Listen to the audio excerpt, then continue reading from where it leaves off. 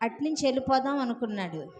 అటు ఎక్కిచ్చాడు. కానీ అక్కడికెళ్ళి చూస్తే ఒక సముద్రంలాగా ఉంది అక్కడ.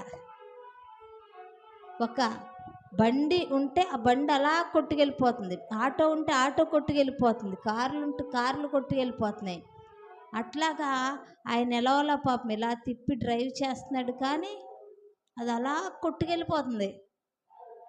కొట్టుకెళ్ళిపోతుంటే ప్రార్థన చేస్తున్నా, ప్రభువా నీ సేవకురాలిని ఈ టైంలోని ఒంటరిగా ఉన్నా, కానీ వెళ్ళే మార్గం ఏంటి అని ప్రార్థన చేస్తుండగానే ఆ ఆటో మళ్ళీ ఆగిపోయింది. ఆగిపోతే ఏంటి ప్రభువా, ఇప్పుడు నాకు నేను ఎలా ఒకలాగా ఏదో ఒకటి అడుగైనా వెళ్తా, కానీ పాపం ఆటో అబ్బాయి పరిస్థితి ఏంటి? ఆటో అబ్బాయి అది స్టార్ట్ అయితే కానీ అక్కడి నుంచి రావడానికి లేదు.